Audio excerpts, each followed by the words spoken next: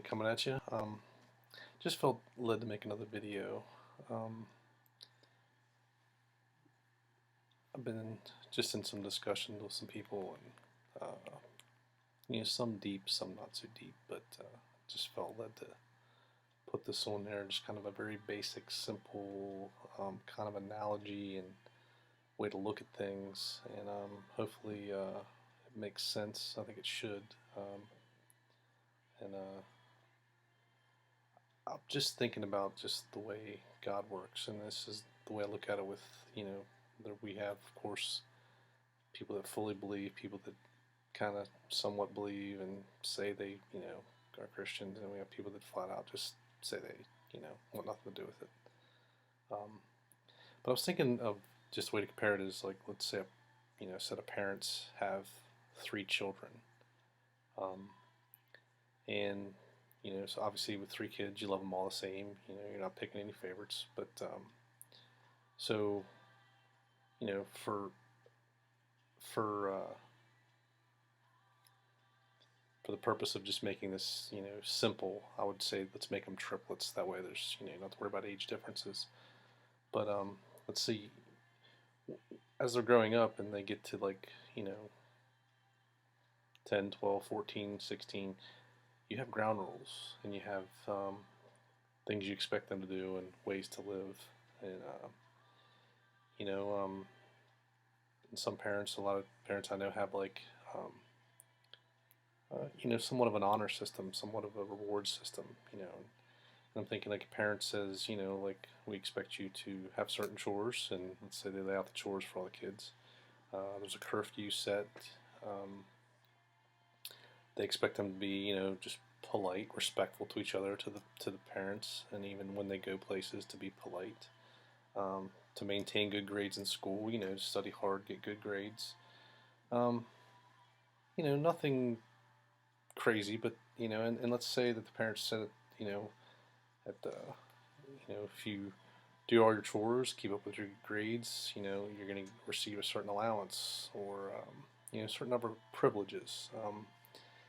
And like maybe extended curfew or maybe allowance to have friends come over or stay at a friend's house. If you've proven that you're can be trusted and obey the rules. Certain little perks.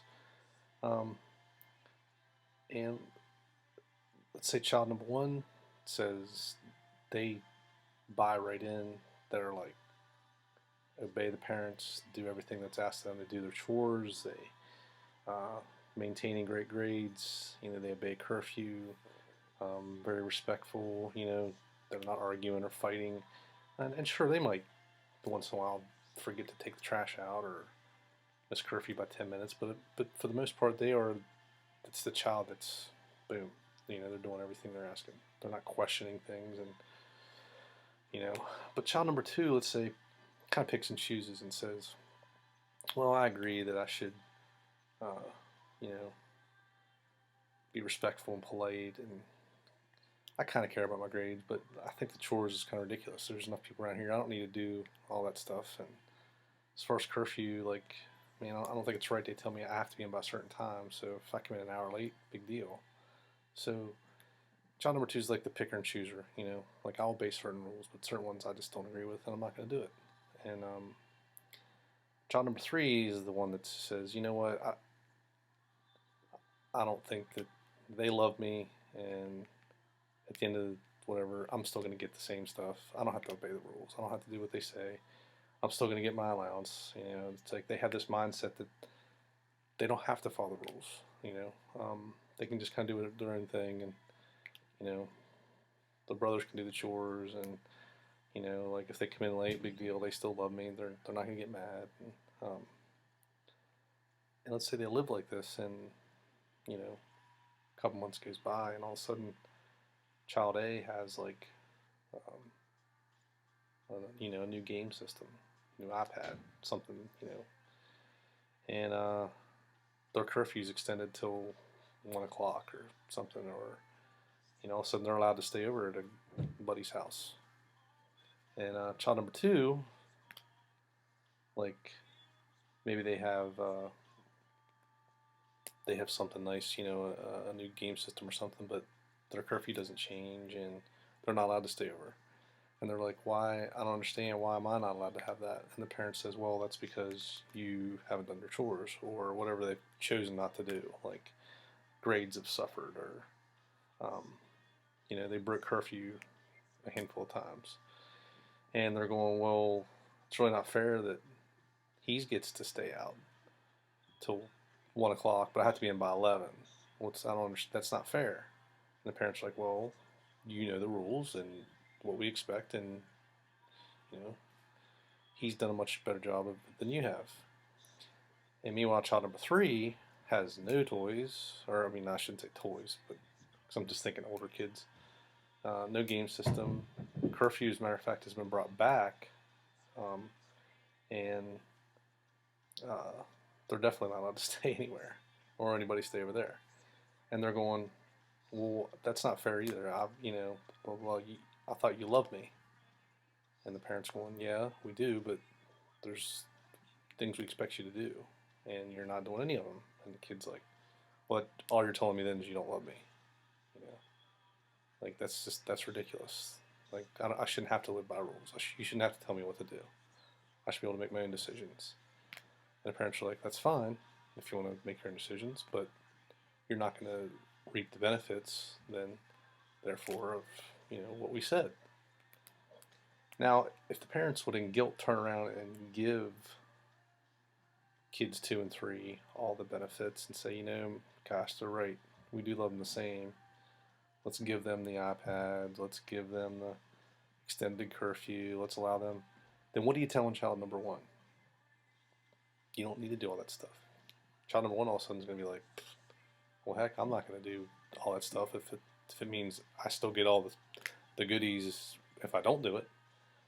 And basically you've taken your guidelines, your rules, your word, and thrown it right out the window.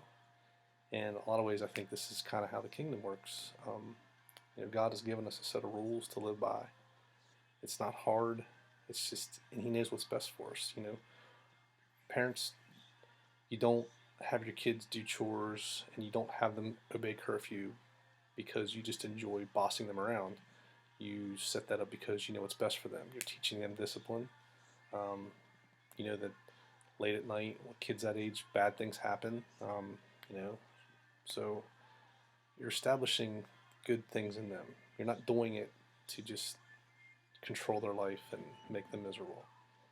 And I think that's the way a lot of people look at God's quote-unquote rules for us, ways to live. Like, well, I don't like that one, but this one's okay, but I don't like that one, or I don't want to do with any of it. Like, I don't believe in having to obey all that.